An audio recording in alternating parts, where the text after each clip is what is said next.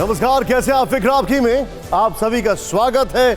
आज मंगल है, लेकिन कल चांद पर क्या होने वाला है इसको लेकर हर एक के दिल में धड़कनें तेज हैं। भारत देख रहा है, पूरी दुनिया भारत को देख रहा है, लेकिन अभी तक ऑल इज वेल। लेकिन फिक्र फिर भी है। पहली फिक्र की पहली ब्रेकिंग, चंद्रमा की सतह पर कल चंद्रयान 3 की लैंडिंग। शाम 6:04 पर लैंड करेगा चंद्रयान।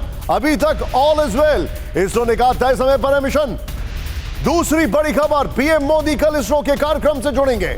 चंद्रयान 3 की सॉफ्ट लैंडिंग के दौरान जुड़ेंगे प्रधानमंत्री। दक्षिण अफ्रीका से वीडियो कॉन्फ्रेंसिंग के जरिए जुड़ेंगे प्रधानमंत्री। बड़ी खबर आ रही है, ब्रिक्स सम्मेलन के लिए दक्षिण अफ्रीका पीएम पहुंच चुके हैं और थोड़ी देर बाद ब्रिक्स नेताओं के रिट्रीट कार्यक्रम में शामिल होंगे। ब्रिक्स की बिजनेस फोरम में शामिल हुए प्रधानमंत्री मोदी। एक और बड़ी खबर, निर्वाचन आयोग गुरुवार को छत्तीसगढ़ का दौरा कर सकता है। विधानसभा चुनाव की तैयारियों के बीच 2 दिवसीय दौरा। चुनाव कार्यक्रम की घोषणा से पहले चुनावी राज्यों का दौरा है। 5वीं बड़ी खबर, बिहार में बीजेपी के खिलाफ जेडीयू का पोल खोल कैंपेन। 1 सितंबर से जेडीयू कैंपेन की शुरुआत करेगी। सभी जिलों में मशाल जुलूस भी निकालेंगे कार्यकर्ता। छठी बड़ी खबर, सोशल मीडिया पर अभद्र भाषा पर रोक लगेगी। कंट्रोल करने के लिए केंद्र सरकार ने नियम बनाने का फैसला किया है। केंद्र सरकार ने दिल्ली हाई कोर्ट को जानकारी भी दे दी है। 7वीं बड़ी खबर, न्यूज पोर्टल न्यूज क्लिक की बड़ी मुश्किलें। ईडी के बाद Delhi police Delhi high court पहुंची। अपराध शाखा ने कार्रवाई पर लगी रोक हटाने की मांग की है। एक और बड़ी खबर आ रही है, हिमाचल प्रदेश में अगले 2 दिन भारी बारिश का अलर्ट। 23 और 24 अगस्त को 8 जिलों में भारी बारिश का रेड अलर्ट। शिमला में 2 दिन सभी शिक्षण संस्थान और आंगनबाड़ी केंद्र बंद रहेंगे। आज ऋषिकेश में जमकर बारिश हुई है। और एक और बड़ी खबर आ रही है, G20 के मद्देनजर दिल्ली सरकार का बड़ा फैसला। 8, 9 और 10 सितंबर को 3 दिन की छुट्टी की घोषणा है। दिल्ली सरकार ने कहा है कि सरकारी दफ्तर, प्राइवेट संस्थान भी बंद रहेंगे। इन सभी ब्रेकिंग न्यूज के बाद क्या यह जानना जरूरी नहीं है कि कर्टन रेजर में क्या क्या है? आइए देखते हैं। पहली बड़ी खबर जो हमारे सामने है, चंद्रयान 3 कल चांद पर सॉफ्ट लैंडिंग करेगा। यह वर्ड ध्यान दीजिएगा। हार्ड लैंडिंग चंद्रयान 2 ने की थी, सब गड़बड़ हो गया था। आखिरी 19 मिनट क्यों अहम है, इस दौरान क्या होगा, हम बताएंगे। दूसरी खबर, दक्षिण अफ्रीका में प्रधानमंत्री मोदी को किसने बांधी राखी? बहुत इंटरेस्टिंग खबर है। ब्रिक्स में भारत नीति, खबर यह भी होगी। तीसरी खबर, क्या पाकिस्तान में लगने वाला है मार्शल लॉ? आर्मी चीफ का प्लान मुशर्रफ क्या है? चौथी खबर जो हमारे सामने है, 2 राज्यों के 3 शहरों में कैसा उन्माद, धार्मिक यात्राओं को कौन टारगेट कर रहा है?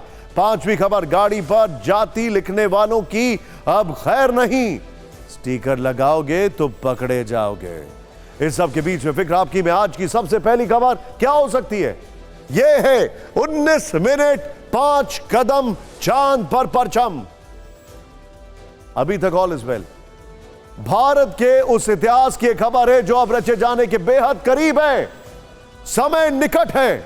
अब से 21 घंटे 4 मिनट बाद, यानी कल शाम 6:04 पर भारत का चंद्रयान 3 चांद की सतह को टच करेगा और तब पूरी दुनिया स्पेस सेक्टर में भारत की इस हैरतअंगेज कामयाबी पर नतमस्तक हो जाएगी। लेकिन अभी जितना सब कुछ आसान दिख रहा है, लैंडिंग से पहले की राह उतनी कांटों भरी होगी। खासकर लैंडिंग से ठीक पहले के वो 19 मिनट सबसे ज्यादा मुश्किलों भरे होंगे। आपको याद होगा चंद्रयान 2 के साथ आखिरी 3 से 5 मिनट में सब गड़बड़ हो गया था। कुछ नहीं पता था, सिर्फ बैठकर देख रहे थे कि यह क्या हो रहा। लेकिन वो 19 मिनट जब वैज्ञानिकों की धड़कनें बढ़ी हुई होंगी, सब कुछ सही तरह से हो, इसे लेकर मन में कई आशंकाएं हैं। देश में प्रार्थना, दुआओं का दौर चल रहा होगा और वैज्ञानिकों की नजर इधर उधर नहीं, सिर्फ अपनी स्क्रीन्स पर जो डेटा है उस पर होगी। आपको याद होगा पिछली बार यह सिर्फ 19 नहीं बल्कि 15 मिनट की भयानक कहानी थी। चंद्रयान 2 उसी वक्त नाकाम हुआ था। इसरो के तत्कालीन चेयरमैन K-Sivan से लेकर मिशन से जुड़े हर वैज्ञानिक की आंखें नम हो गई थी। तब K-Sivan ने इस 15 मिनट को 15 मिनट ऑफ टेरर कहा था और सिर्फ 7.42 किलोमीटर की दूरी थी शायद चांद से, जब सब कुछ आंखों के सामने खत्म हो गया। हम आज उसी लम्हे का जिक्र फिक्र में सबसे पहले करेंगे, लेकिन सबसे पहले शुभ संकेत देने वाली दो तस्वीरें दिखाते हैं जो चंद्रयान 3 से खींची गई हैं और जिसे इसरो ने साझा किया है। ये देखिए, ये छोटे छोटे क्रेटर्स नहीं हैं, ये बहुत बड़ी बड़ी खाइयां हैं। इसरो ने आज सुकून भरा संदेश दिया, बताया कि मिशन एकदम तय समय पर चल रहा है, सभी सिस्टम की अच्छे से जांच परख की जा रही है, लैंडर विक्रम लक्ष्य की तरफ तेजी से बढ़ रहा है, बेंगलुरु में मिशन ऑपरेशन कॉम्प्लेक्स में जोश भरा हुआ है और जबरदस्त उत्साह का माहौल है। इसरो ने इस वीडियो के जरिए चांद की सतह की नई जानकारी दी है, बताया कि लैंडर पोजीशन डिटेक्शन कैमरा यानी LPDC के जरिए चांद की कई तस्वीरें ली गई हैं। 19 अगस्त को ये तस्वीरें चांद की सतह से 70 किलोमीटर दूरी से ली गई थी। LPDC लैंडर को ऊंचाई का अंदाजा बताता रहता है, ये उसी कैमरे से तस्वीरें ली गई। ध्यान से देखिए, क्योंकि ये असेस किया जाता है, इन तस्वीरों को अगर आप ध्यान से देखें, ये असेस करता है कि आखिर कहां पर लैंडिंग होगी, कौन सा वो एरिया है जहां पर लैंडिंग होगी। साउथ पोल सबसे कठिन इलाका, एकदम अंधेरा, ताकि उतरने से पहले विक्रम ये सारे डेटा को अपने मैप से मिला सके। कहने को अभी सब सही दिशा में चल रहा है, लेकिन कल क्या होगा, अंतिम के 19 मिनट में क्या कुछ हो सकता है, वो क्यों महत्वपूर्ण है, इस रिपोर्ट में देखिए। आखिरी के 19 मिनट सबसे अहम, लैंडिंग से ठीक पहले क्या क्या होगा। बेंगलुरु में मिशन ऑपरेशन सेंटर यानी मॉक्स में बैठे वैज्ञानिक विक्रम लैंडर को फाइनल कमांड देंगे। इसके बाद लैंडर चांद की सतह पर बढ़ना शुरू कर देगा। लैंडर चांद की सतह से 30 किलोमीटर दूर से नीचे आना शुरू होगा। उस समय लैंडर की रफ्तार 1.68 किलोमीटर प्रति सेकंड होगी। घंटे के हिसाब से देखें तो उस समय स्पीड 6048 किलोमीटर प्रति घंटा होगी। इसे ऐसे समझिए कि ये गति विमान की स्पीड से 10 गुना अधिक होगी। सवाल यह है कि इसके बाद क्या होगा, तो इसके बाद रफ ब्रेकिंग फेज शुरू होगा जो लगभग 690 सेकंड का होगा। ये क्या होता है, आसान भाषा में समझाएं तो इस दौरान ही विक्रम लैंडर के 400 न्यूटन के 4 इंजन फायर किए जाएंगे जो स्पीड को घटाकर 358 मीटर प्रति सेकंड पर लाएंगे। इसमें लैंडर सतह पर हॉरिजॉन्टल उतरेगा। ये पूरी प्रक्रिया करीब 11.5 मिनट की होगी। आप नॉर्मल अगर आप कार चला रहे हैं या कहीं गाड़ी में अगर आप चला रहे हैं, मान लीजिए आप फ्लाईओवर से स्ट्रेट ऐसे जा रहे हैं, हाँ। और फ्लाईओवर से उसको टर्न मारना है, नीचे उतरना है, हाँ।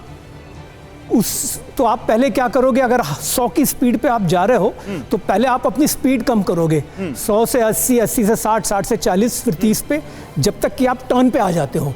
तो इसी को शुरू में आप 100 से 60 पर जाओगे तो बहुत तेजी से आप स्पीड कम करोगे। जैसे जैसे आप वो टर्न के पास आओगे फ्लाईओवर के, जहां टर्निंग पॉइंट है, तो वहां पे आप और स्पीड कम करोगे। वहां आने के बाद आपको क्या चाहिए, आपका स्टीयरिंग आपको एक गति से आपको नीचे वो उतारेगा। तो आप उसको, यही चीज यहां पे होता है जिसको हम रफ फेस बोल रहे हैं, उसको आप अपनी स्पीड बेसिकली कम कर रहे हैं। याद रखिए, अभी तक के प्रोसेस में हमने लैंडिंग की बात नहीं की है, क्योंकि इसके बाद का चरण ट्रांजिशन टू फाइन ब्रेकिंग का होगा। दरअसल पिछली बार चंद्रयान 2 की अगर बात की जाए तो उसको वर्टिकल से हॉरिजॉन्टल आना था। अगर मैं साइंटिफिक टर्म्स में बताऊं तो उसको 90 डिग्री का टर्न लेना था वो, लेकिन वो ले कितने डिग्री टर्न ले गया जानते हैं आप? 410 डिग्री। And then it fell flat, सीधे जाके गिरा। यहां तक की प्रक्रिया में सब कुछ आसानी से है, पूरी हो जाएगी ये लगता है, लेकिन इसके बाद जो होगा वो और भी ज्यादा चैलेंजिंग होगा। इसके आगे की कहानी इस रिपोर्ट में देखिए। चंद्रयान 3 की गति धीमी हो चुकी होगी। लैंडर सतह पर हॉरिजॉन्टल उतर रहा होगा। इसके बाद का अगला चरण एल्टीट्यूड होल्डिंग फेज का होगा। इसको ऐसे समझिए कि जब हार्ड ब्रेकिंग होती है तो सड़क पर चलने वाली गाड़ी भी लहरा जाती है। ऐसे में रफ्तार पर ब्रेक लगाने से लैंडर लड़खड़ाएगा, जिसे स्थिर करने की जरूरत होगी। इस स्थिति की शुरुआत चांद की सतह से 7.4 किलोमीटर की दूरी पर होगी और लैंडर और सतह के बीच की दूरी को घटाकर 6.8 किलोमीटर पर लाया जाएगा और गति को घटाकर 336 मीटर प्रति सेकंड किया जाएगा। From 30 kilometers to 7.8 kilometer to 6.4 kilometer, ऐसे स्टेप्स काफी हैं। जहां जहां तक ये आएगा, होल्ड करेगा, फिर लैंड करेगा। मेरे ख्याल में ये प्रक्रिया ठीक तरह हो जानी चाहिए। हालांकि यहाँ तक के चरण की बात करें तो हमने अभी सिर्फ आधे हिस्से की बात की है। आगे क्या होगा ये भी समझिए, क्योंकि यहीं से transition to fine braking stage शुरू होगा। लैंडर को चांद की सतह से 800 मीटर की ऊंचाई के बीच ले जाया जाएगा। यहाँ पहुँचने के बाद स्पीड लगभग 0 हो जाएगी और लैंडर सतह के ऊपर चक्कर लगाने लगेगा।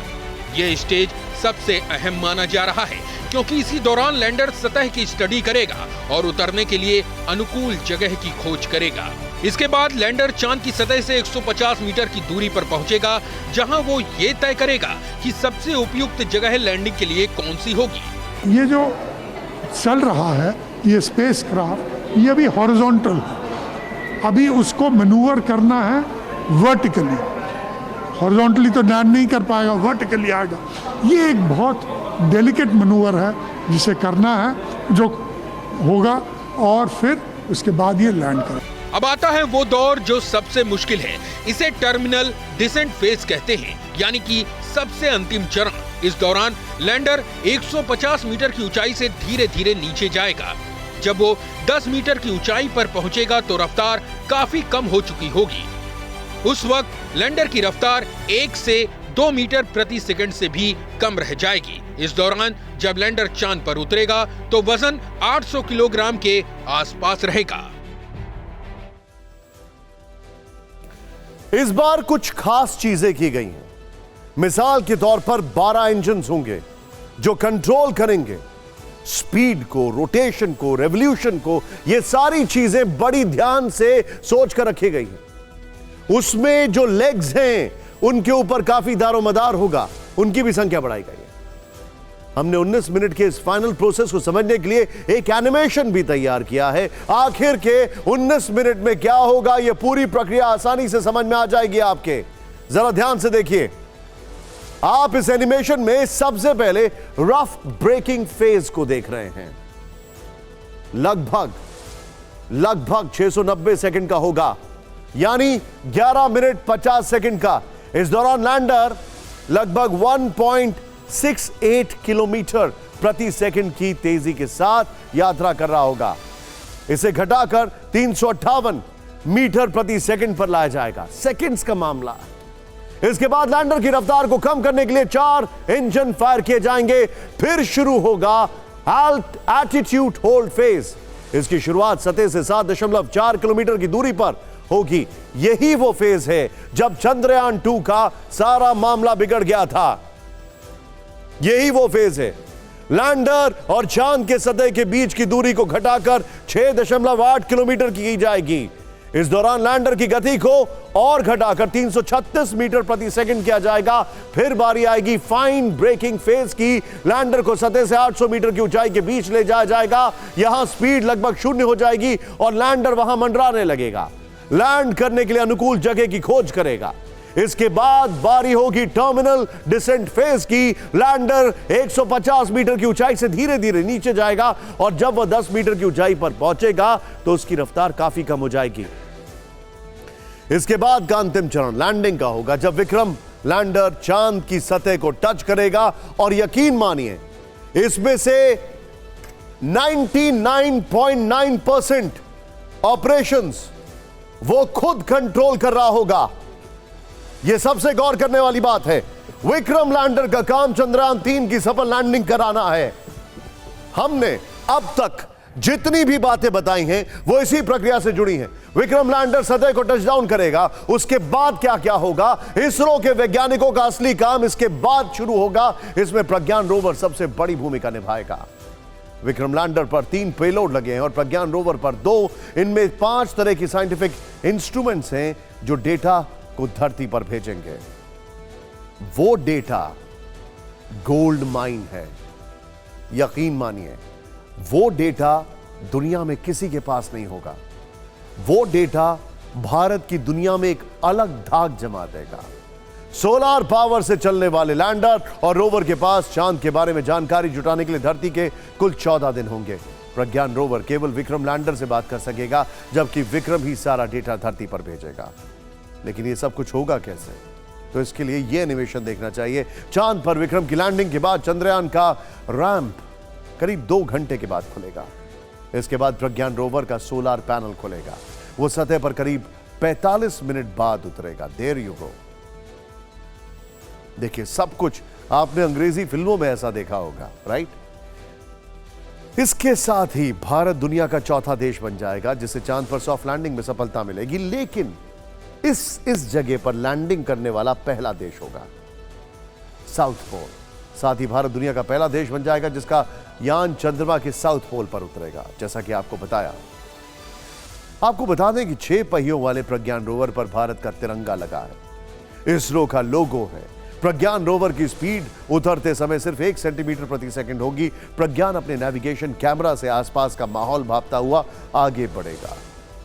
आपने देखा कि लैंडिंग के 45 मिनट बाद चंद्रयान 3 की प्रोसेस क्या होगी।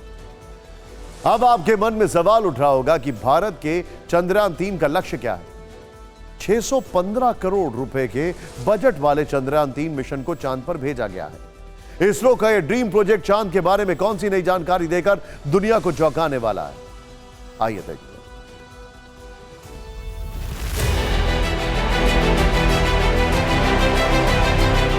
लैंडर विक्रम 3 पेलोड से लैस है। रोवर प्रज्ञान में जानकारी जुटाने के लिए 2 पेलोड लगे हैं। चांद की सतह पर उतरने के बाद 5 पेलोड्स अपना काम शुरू कर देंगे। लैंडर विक्रम में पहला पेलोड रंभा LP है। इसका काम चंद्रमा के वातावरण के बारे में जानकारी जुटाना है। इसके साथ ही ये चांद पर पानी के कणों और उसकी बनावट के बारे में पता लगाएगा। लैंडर विक्रम का दूसरा पेलोड चेस्ट है। ये चांद की सतह पर तापमान की जांच करेगा। लैंडर का तीसरा पेलोड इल्सा चांद की सतह पर भूकंप के बारे में पता लगाएगा। ये आप मेजर देख सकते हैं कि एलिमेंटल अबंडेंस को चेक करेगा एंड देन वहाँ पे सॉइल वाटर, ये जो ह्यूमन के लिए एक नेसेसरी चीजें हैं वो वहाँ पे जो है वो चेक करेंगे। एंड देन थर्मल प्रॉपर्टीज और प्लाज्मा डेंसिटी, सिस्मिसिटी। तो ये मैं कंक्लूड करूंगा इसी के साथ कि इस मिशन का जो है एंड कि जो इंटरप्लेनेटरी मिशन जो फ्यूचर में और होंगे उसमें जो है इसके पैरामीटर्स हेल्प करेंगे। अब आपको बताते हैं कि रोवर प्रज्ञान का रोल क्या होने वाला है। रोवर प्रज्ञान में APXS पेलोड है। ये चांद के रासायनिक तत्वों और खनिजों के बारे में पता लगाएगा। इससे चांद के बारे में जानकारी और बढ़ेगी। रोवर में दूसरा पेलोड लिब्स है। ये लैंडिंग साइट के पास चांद की मिट्टी और चट्टानों का अध्ययन करेगा। इसके अलावा वैज्ञानिक जानकारी के मुताबिक चंद्रयान 3 चांद पर जो डेटा कलेक्ट करेगा उससे चांद के अलावा दूसरे ग्रहों के बारे में भविष्य के अनुसंधान में मदद मिल सकेगी। तो चंद्रयान के 3 के चांद के दक्षिण ध्रुव पर सॉफ्ट लैंडिंग के लिए तैयारी चल रही है। अब सवाल यह कि इसरो चंद्रमा के दक्षिण ध्रुव पर ही लैंड क्यों करना चाहता है, वो भी एक फेलियर के बाद। क्यों दुनिया के कई देशों के बीच दक्षिण ध्रुव पर पहुंचने की स्पेस रेस चल रही है। आप जब इसकी वजह जानेंगे तो आप गर्व से भर उठेंगे। चांद के दक्षिण हिस्से पर अब तक कोई मिशन नहीं गया है। दक्षिणी ध्रुव पर यह गौर करने वाली बात मैं आपको बता रहा हूं, जरा ध्यान से देखिएगा। दक्षिणी ध्रुव पर पानी मिलने की संभावनाएं तलाशना लक्ष्य है, क्योंकि वहां पर कहा जाता है कि वाटर ड्रॉपलेट्स मिल सकते हैं।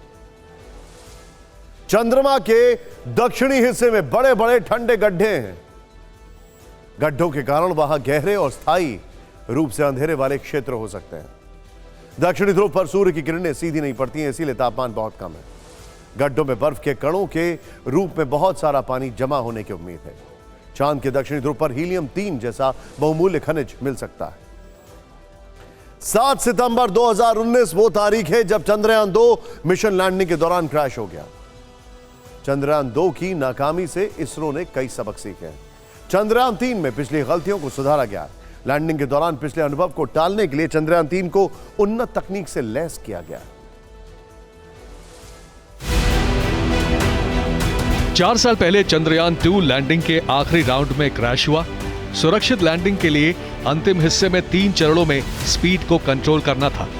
पहले चरण में स्पीड धीमी हुई, लेकिन आखिरी 2 राउंड में स्पीड कम नहीं हो पाई।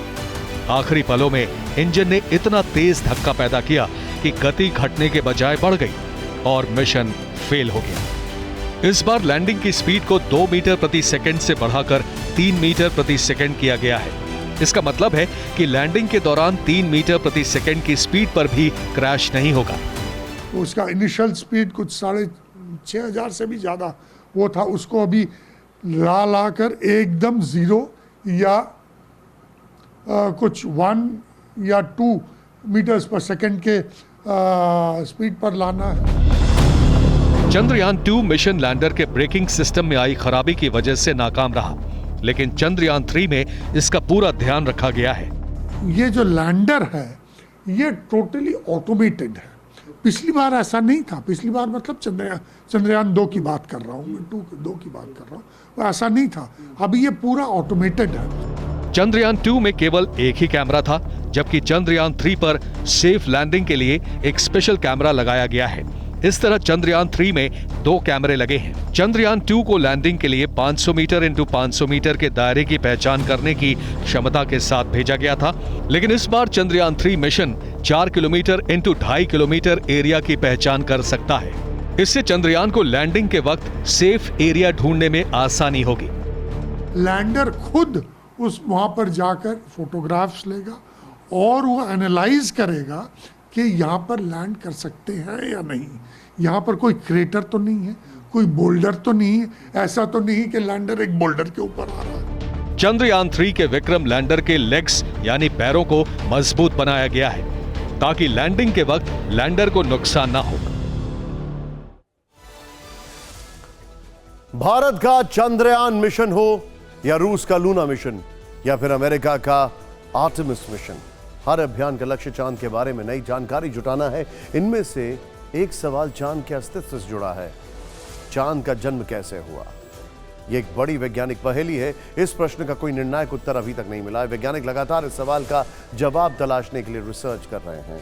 एक फैक्ट यह बताया जाता है कि चांद और धरती दोनों एक ही हैं। मार्स जैसे आकार का कोई चीज आके भिड़ती है, फिर चांद वहां जम जाता है, धरती इवॉल्व हो जाती है कई बिलियन ईयर्स पहले। लेकिन और फैक्ट क्या है, खुद देखें आप यहां पर।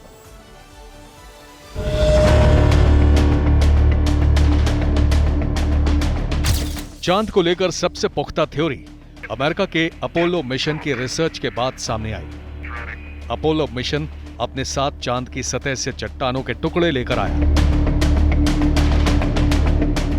इन टुकड़ों पर शोध के आधार पर वैज्ञानिकों ने दावा किया कि चंद्रमा 444 करोड़ साल पहले अस्तित्व में आया। 444 करोड़ साल पहले मंगल ग्रह के आकार का प्रोटोप्लैनेट पृथ्वी से टकराया। इस घटना को वैज्ञानिक जायंट इंपैक्ट कहते हैं। इस टक्कर से पृथ्वी का एक बड़ा हिस्सा टूट गया। भीषण टक्कर से बहुत ज्यादा गर्मी पैदा हुई, जिससे चट्टानें पिघल गईं। इस टक्कर में गर्म गैस और भारी मलबा निकला।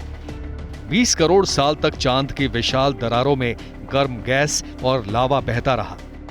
करोड़ों साल बाद ये चट्टानें ठंडी होकर पृथ्वी की परिक्रमा करने लगी।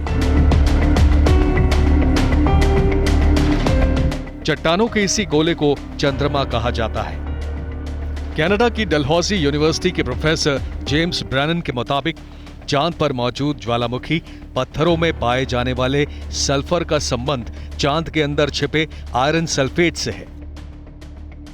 इसी आधार पर दावा किया जाता है कि चांद में प्लैटिनम और पैलेडियम जैसी मूल्यवान धातुओं की मौजूदगी है। चंद्रमा पर वायुमंडल यानी एटमॉस्फेयर नहीं है। दरअसल चंद्रमा पर पलायन वेग करीब 2.4 किलोमीटर प्रति सेकंड होता है। इसलिए जिन गैसों के अणुओं की माध्य चाल 2.4 किलोमीटर प्रति सेकंड अथवा इससे अधिक होती है, वे चंद्रमा की सतह को हमेशा के लिए छोड़कर स्पेस में चले जाते हैं। लेकिन नासा के अपोलो 17 मिशन की रिसर्च के मुताबिक चांद पर बहुत कम मात्रा में हीलियम, नियॉन, अमोनिया, मीथेन और कार्बन डाइऑक्साइड गैसें पाई गई।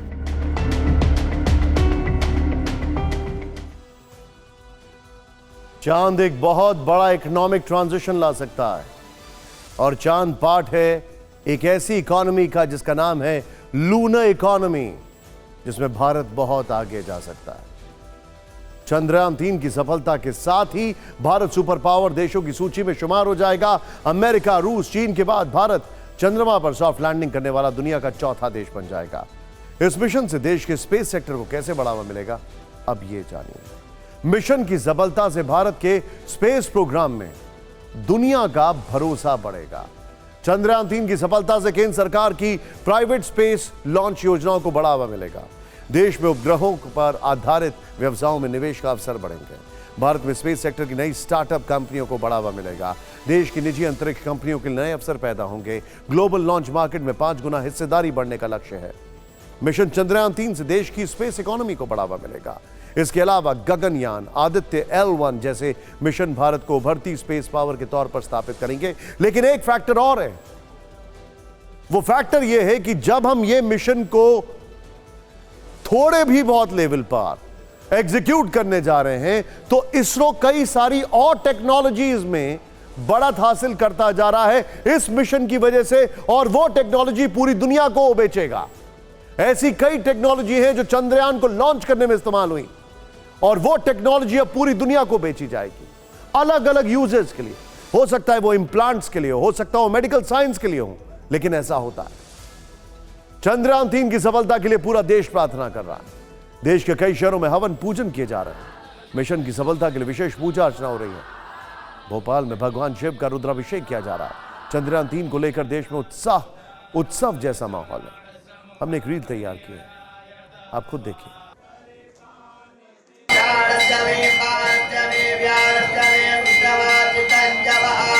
मुंबई के मलाड इलाके में एक मंदिर के अंदर ये पूजा पाठ किया जा रहा है, मंत्रोच्चार किया जा रहा है, क्योंकि तमाम देशवासी ये कामना कर रहे हैं कि चंद्रयान 3 जो है पूरी तरह से सफल हो।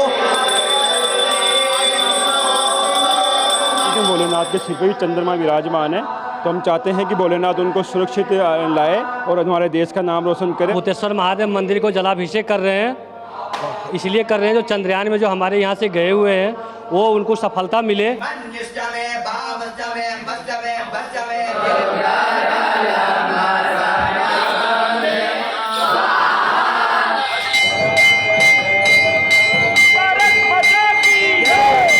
लोगों ने प्रार्थना की है कि चंद्रयान 3 पूरी तरह से सक्सेस हो।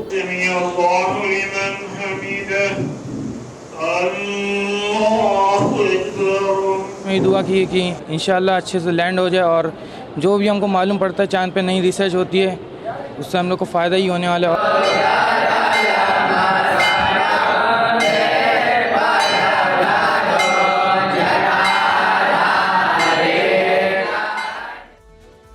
एक तरफ पूरी दुनिया में सबकी निगाहें चंद्रयान 3 की लैंडिंग पर टिकी हैं, तो दूसरी ओर दक्षिण अफ्रीका में 15वां ब्रिक्स सम्मेलन हो रहा है और इस पर भी दुनिया की नजरें हैं। इसके लिए प्रधानमंत्री नरेंद्र मोदी आज दिल्ली से जोहानिसबर्ग पहुंचे। उनका बिल्कुल अलग अंदाज में स्वागत हुआ। इसे स्पिरिचुअल वेलकम यानी धार्मिक अंदाज में स्वागत कहा जा रहा है। पहले आप ये वीडियो देखिए। विश्वविनोदिनी जगदम्बे भगवती वाणी भवानी कल्याणी वरदे धीर्वाणी ब्रह्माणी वीणाधर। प्रधानमंत्री ने जोहानिसबर्ग के स्वामीनारायण मंदिर का मॉडल भी देखा जो 2025 तक बनकर तैयार होगा। प्रधानमंत्री मोदी का प्लेन शाम को जब जोहानिसबर्ग एयरपोर्ट पर उतरा तो वहां भी उनके वेलकम का तरीका एकदम अलग था। यह ट्रेडिशनल साउथ अफ्रीकन तरीका था। एयरपोर्ट पर उनके स्वागत के लिए अफ्रीका का पारंपरिक नृत्य पेश किया गया। कुछ मिनट रुककर उन्होंने अफ्रीकी नृत्य का आनंद लिया। इस दौरान अधिकारी ने उनको इसकी जानकारी देते रहे। फिर वो भारतीय समुदाय के लोगों से भी मिले जो अच्छी तादाद में वहां पहले से ही एकत्र हो चुके थे। इनमें कुछ बच्चे भी थे जो पीएम मोदी का स्वागत करने वहां पहुंचे थे। उन्होंने भी किसी को निराश नहीं किया।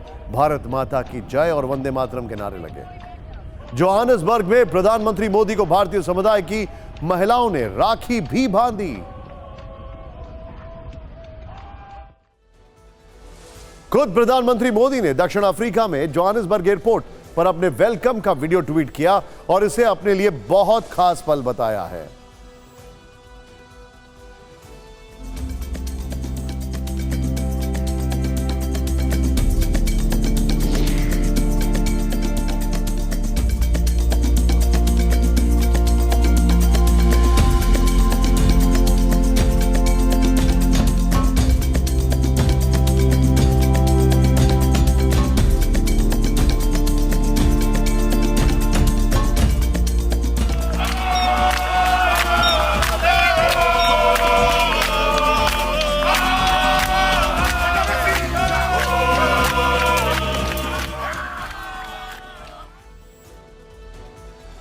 जोहानिसबर्ग में अब से कुछ देर पहले BRICS business forum leaders dialogue में पीएम नरेंद्र मोदी ने शिरकत की। वो इस फोरम को संबोधित भी करने वाले हैं। ये तस्वीरें वहीं की हैं जो इस वक्त आप स्क्रीन पर देख रहे हैं।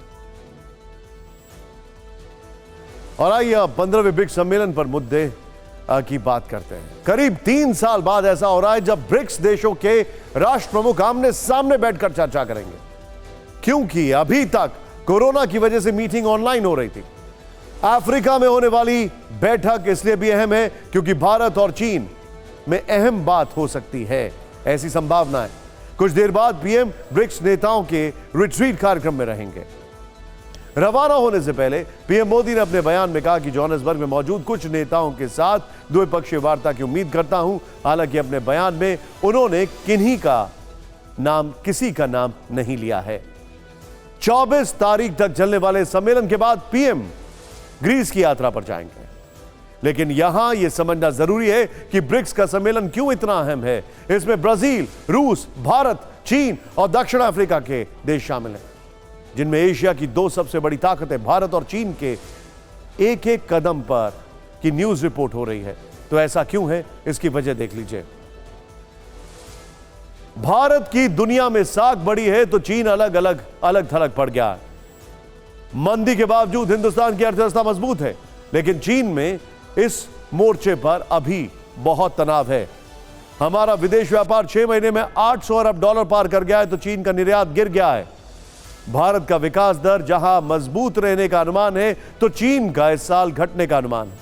महंगाई, बेरोजगारी बढ़ी लेकिन कंट्रोल में है, तो चीन में बेरोजगारी रिकॉर्ड स्तर पर पहुंच चुकी है और पश्चिमी देशों से रिश्ते मजबूत हो रहे हैं, तो वहीं चीन यहां भी पिछड़ता जा रहा है। और गौर करने वाली बात यह, जिस वक्त शी जिनपिंग साउथ अफ्रीका में होंगे, उस वक्त चीन की सबसे बड़ी रियल एस्टेट फर्म एवरग्रांडे या एवरग्रांड वो बैंक्रप्सी के लिए फाइल कर चुकी है, जिसे CNN ने रिपोर्ट करके कहा है कि अमेरिका की सब प्राइम क्राइसिस से भी ज्यादा खराब होगा।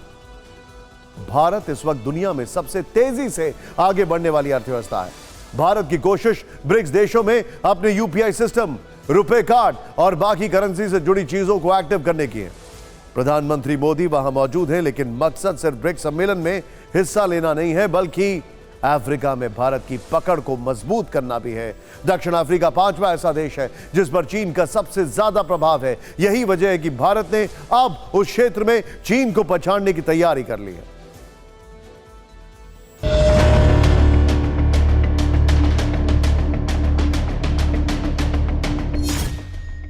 दूसरे देशों के मुकाबले 20 सालों में अफ्रीका में सबसे ज्यादा चीन ने निवेश किया है। वो पिछले 10 साल में अफ्रीकी देशों को $134 बिलियन यानी 11 लाख करोड़ रुपए का कर्ज दे चुका है। अफ्रीकी देश इस कर्ज को चुकाने में नाकामयाब रहे तो चालबाज चीन इस बहाने उनका दोहन करने लगा। चीन की अर्थव्यवस्था में गिरावट आई तो 2018 से उसने कर्ज देना भी कम कर दिया। इससे चीन की छवि नेगेटिव बनी और फायदा भारत को मिला। चीन के रुख के कारण अफ्रीका में भारतीय कंपनियां पांव पसारने लगी और अब हर साल अफ्रीका में $170 बिलियन यानी 14 लाख करोड़ रुपए तक निवेश करने की तैयारी कर रही है। चीन का कर्ज चुकाने में भारत अफ्रीकी देशों की मदद कर सकता है।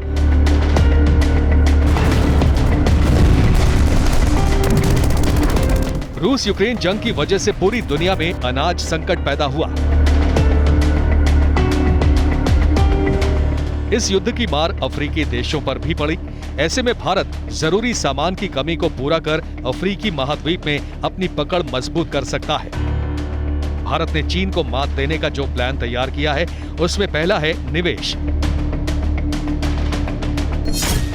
इस मामले में चीन के बाद भारत दूसरे नंबर पर है। भारत ने पिछले 10 साल में 2.65 लाख करोड़ रुपए से ज्यादा अफ्रीका के 42 देशों को कर्ज दिया है। दूसरा है व्यापार। भारत और अफ्रीकी देशों के बीच सोना, कोयला, क्रूड ऑयल और दूसरे खनिज का व्यापार होता है, जो 8.30 लाख करोड़ रुपए को पार कर चुका है। तीसरा है कूटनीति। भारत ने बीते 9 साल में 25 नए दूतावास दूसरे देशों में शुरू किए हैं। इनमें से 18 दूतावास तो सिर्फ अफ्रीकी देशों में खोले गए हैं। भारत G20 में भी अफ्रीकी देशों को शामिल किए जाने का समर्थन करता है। यानी डिप्लोमेसी के लिहाज से भारत अफ्रीका को बेहद महत्वपूर्ण मान रहा है। इसके अलावा अफ्रीका लगभग 30 लाख भारतीय मूल के लोगों का घर है, यानी पीपल टू पीपल कनेक्शन। अब इन्हीं को आधार बनाकर हिंदुस्तान अफ्रीका के मैदान में चीन को शिकस्त देने की तैयारी कर रहा है। वहां पर जो भारतीय रहते हैं। लेकिन एक मोमेंट वो होगा जब शी जिनपिंग और प्रधानमंत्री मोदी आमने सामने भी होंगे। बायलैटरल होगी नहीं होगी यह अलग बात है, लेकिन वो आमने सामने होंगे और तब चीजों को समझने की बहुत जरूरत होगी। वो एक बहुत इंपॉर्टेंट जंक्चर होगा इस ब्रिक्स समिट का। लेकिन इस बीच बड़ी खबर आ रही है, अमेरिकी राष्ट्रपति जो बाइडेन सितंबर में भारत आएंगे। G20 सम्मेलन में शामिल होंगे बाइडेन, व्हाइट हाउस से दी जानकारी।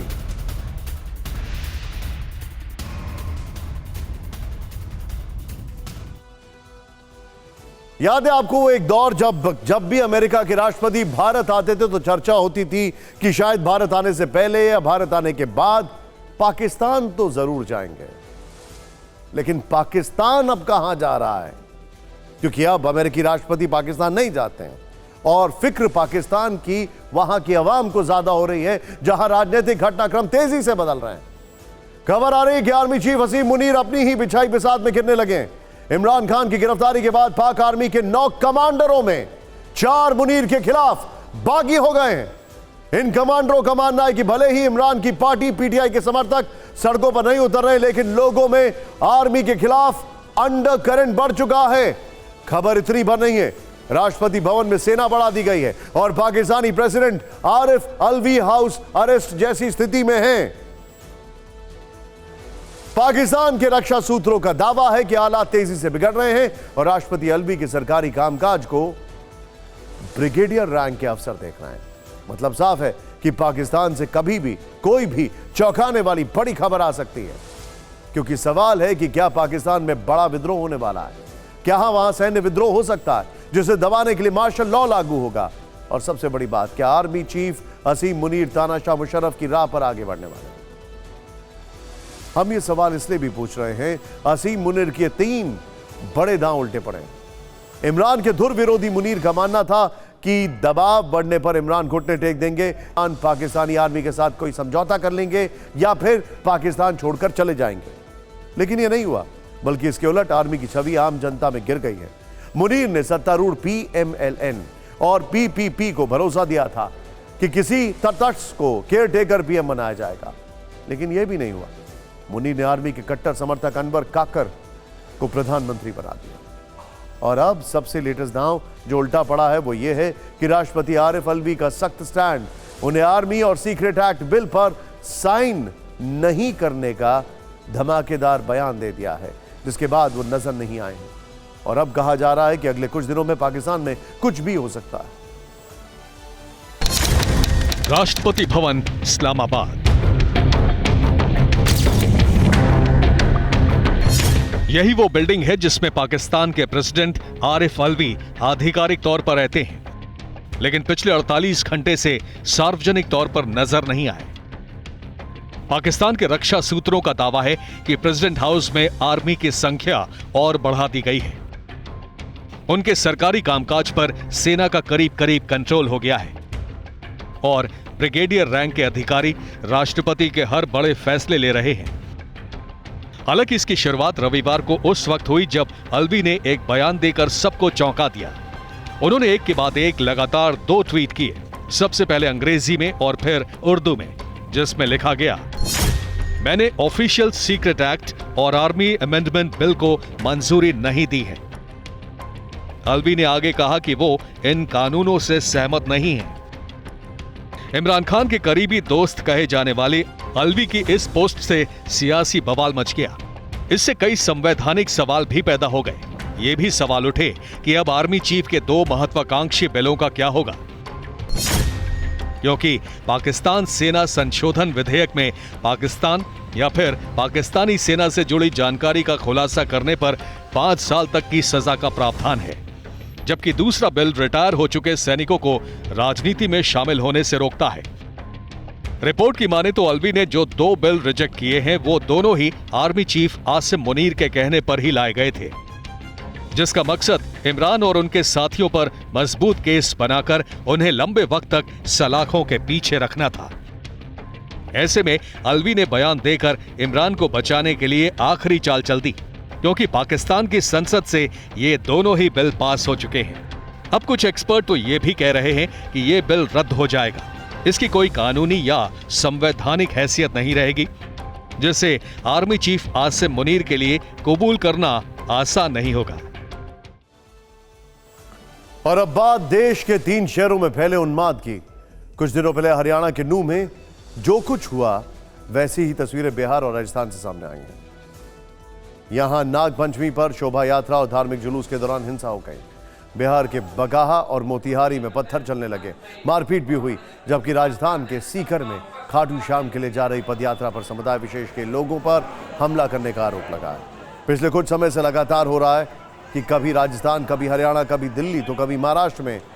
सवाल यह है कि धार्मिक यात्रा और जुलूस को निशाना क्यों बनाया जा रहा है?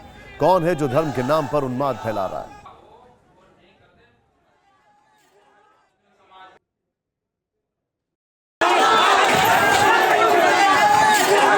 हंगामा, मारपीट और तोड़फोड़ की ये तस्वीरें बिहार के बगहा की हैं, जहां महावीरी जुलूस के दौरान 2 पक्षों में झड़प हो गई। ऐसा एक पक्ष के द्वारा महावीरी अखाड़ा का विरोध करने पर हुआ। देखते ही देखते मामला इतना बढ़ गया कि पथराव होने लगा। कुछ लोग छत के ऊपर से ईंट पत्थर फेंकते दिखे। सड़क अखाड़ा बन गई, आगजनी होने लगी। हिंसा में 2 पुलिसकर्मी समेत करीब 1 दर्जन लोग घायल हो गए, जिन्हें अस्पताल में भर्ती कराना पड़ा। उनकी मरहम पट्टी की गई। इस घटना के बाद बगहा में स्थिति तनावपूर्ण हो गई, जिससे भारी संख्या में पुलिस वालों की तैनाती करनी पड़ी। दूसरी तस्वीरें भी बिहार के मोतिहारी की हैं, जहां बगहा की तरह महावीरी झंडा जुलूस के दौरान उपद्रवियों ने कई इलाकों में हिंसा की। कहा जा रहा है कि जुलूस के दौरान कुछ घरों से ईंट पत्थर फेंके गए, फिर मामला बिगड़ गया।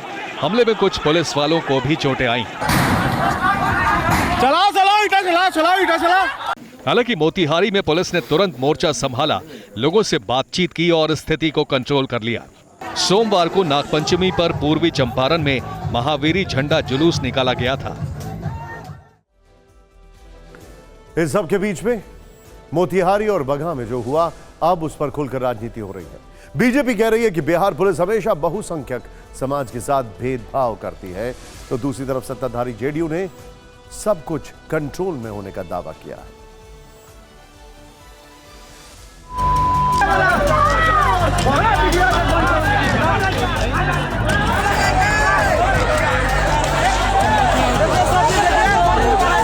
पत्थर फेंकने वाले कौन है? इसकी क्यों नहीं पहचान होती? नीतीश कुमार जानते हैं पत्थर फेंकने वाला कौन है, इसलिए नीतीश कुमार जी इसका जांच नहीं कराते।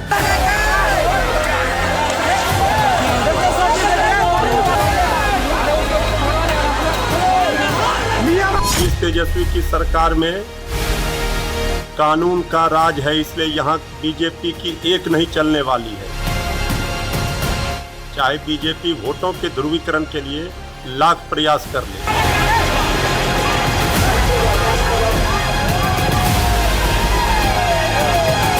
ये नीतीश कुमार जी का बिहार है, जहां क्राइम के साथ नो कॉम्प्रोमाइज की नीति है। कोई सामाजिक सौहार्द को बिगाड़ने की कोशिश करेगा तो किसी भी कीमत पर बच नहीं पाएगा। सड़क पर अपनी जाति और धर्म का रौब झाड़ने का यह टशन नया है। कुछ इसी तरह आजकल लोग अपनी गाड़ियों पर जाति और धर्म सूचक शब्दों के स्टिकर लगाकर घूमना गर्व भी समझते हैं। लेकिन अगर आपकी भी बाइक और कार पर ऐसे स्टिकर लगे हैं तो आप ट्रैफिक नियमों की अनदेखी कर रहे हैं और मुश्किल में आ सकते हैं, क्योंकि उत्तर प्रदेश ट्रैफिक पुलिस ने इसके खिलाफ पूरे प्रदेश में विशेष अभियान चलाया है, जिसमें स्टिकर हटाने के साथ पुलिस चालान भी काट रही है।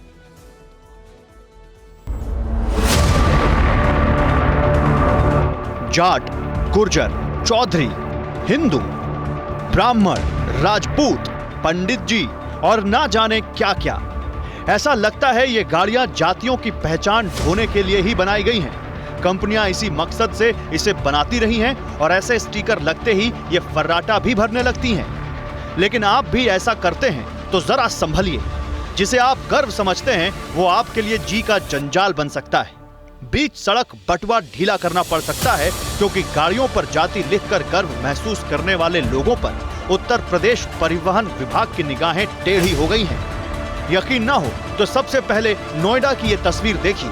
पुलिस आज एक स्पेशल ड्राइव चला रही है जिसमें तमाम वाहनों पर जो स्टिकर लगे होते हैं, जाति सूचक शब्द लिखे होते हैं या फिर काली फिल्में चढ़ाई होती हैं, उनको विशेष रूप से यहाँ पर हटाया जा रहा है। इस वक्त हम ग्रेटर नोएडा में मौजूद हैं और आप देख सकते हैं तस्वीरें कि किस तरह से यहाँ पर पुलिस ये स्पेशल ड्राइव चलाकर गाड़ियों को रोका जा रहा है और जिस तरीके से जो गाड़ी के पीछे जो शीशे पर लिखे होते हैं उनको मिटाया जा रहा है। उसके अलावा जहाँ भी काली फिल्में गाड़ियों पे लगाई होती हैं उन्हें हटाया जा रहा है। आप देख सकते हैं कि यहाँ पर भी एक गाड़ी रोकी गई है। आगे भी आप देख सकते हैं कि यहाँ पर आपको गाड़ी दिखाई देगी और आगे यहाँ पर भी एक लग्जरी कार को रोका गया है जिस पर आप देख सकते हैं कि काले रंग की फिल्म चढ़ी हुई है और उसके अलावा पीछे जो कास्ट का जो वर्ड होता है, जाति सूचक वर्ड भी लिखे गए हैं और इसी के लिए स्पेशल ड्राइव यहाँ पर चलाया जा रहा है। नोएडा में जब यह अभियान शुरू हुआ तो 2 घंटे के भीतर ही सैकड़ों गाड़ियों के स्टिकर उतर गए। लगे हाथ ब्लैक फिल्म्स भी हटाई गईं। ऐसी ही तस्वीर गाजियाबाद में दिखी। पहचान का दिखावा करने वाली खतरनाक सोच यहां भी दिखी, जिसके चलते लोग गाड़ियों पर जाट, यादव, गुर्जर, क्षत्रिय, राजपूत, पंडित और मौर्य लिखवा कर चलते हैं। अब इसी खतरनाक दबंगई वाली सोच पर यूपी सरकार सख्त हो गई है, तभी तो गाड़ियों पर जाति लिखकर चलने पर दनादन कार्रवाई हुई। गाजियाबाद पुलिस ने ऐसी दर्जनों बाइक और कार पकड़ी हैं जिन्होंने अपनी जाति गाड़ियों पर लिख रखी थी। अब बागपत में इन्हें ही देखिए, बाइक पर चौधरी लिखवाकर आराम से घूम रहे थे, लेकिन पुलिस ने देखते ही धर दबोचा। पूछने पर बोले गलती हो गई। पुलिस ने भी बाइक पर लिखे जाति सूचक शब्द को लगे हाथ हटा दिया।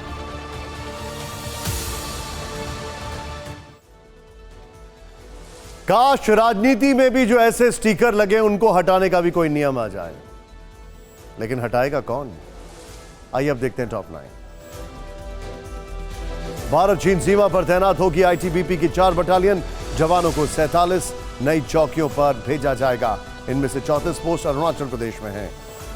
प्याज की कीमतें कम करने के लिए सरकार का एक्शन प्लान। पीयूष गोयल बोले 2 लाख टन और प्याज की होगी खरीद। 40% निर्यात शुल्क भी लगाया जाएगा। विपक्ष ने कहा किसान विरोधी सरकार। महाराष्ट्र के लसलगांव में एशिया का सबसे बड़ा प्याज मार्केट 2 दिन से बंद। 40% एक्सपोर्ट ड्यूटी का महाराष्ट्र एमपी में विरोध। 5 राज्यों में किसानों का प्रदर्शन। मध्य प्रदेश के सागर से कांग्रेस ने चुनावी बेगुल फूका। रैली में मल्लिकार्जुन खड़गे ने बीजेपी को घेरा। कहा बीजेपी को संत रविदास सिर्फ चुनाव में याद आते हैं। राजस्थान में 2 सितंबर से बीजेपी परिवर्तन यात्रा करेगी। सवाई माधोपुर के त्रिनेत्र गणेश मंदिर से होगी शुरुआत। यात्रा की अगुवाई वसुंधरा राजे करेंगी। अमित शाह हरी झंडी दिखाएंगे। कांग्रेस नेता राहुल गांधी ने लेह में आर्मी के रिटायर्ड अफसरों से मुलाकात की। राहुल ने उनके साथ तिरंगा फहराया और भारत माता की जय के नारे भी लगाए। चंडीगढ़ में किसानों ने किया प्रदर्शन। लाठीचार्ज में हुई किसान की मौत पर कार्रवाई की मांग की गई। इस बीच सुरक्षा के कड़े इंतजाम भी किए गए। कर्नाटक के मांड्या में किसानों ने मैसूर हाईवे किया ब्लॉक। कावेरी वाटर तमिलनाडु को घेर देने का विरोध है। राजस्थान के सीकर में खाटू श्याम के लिए जा रही पदयात्रा में बवाल। 2 लोगों को गिरफ्तार किया गया। लोगों ने पुलिस थाने का घेराव किया।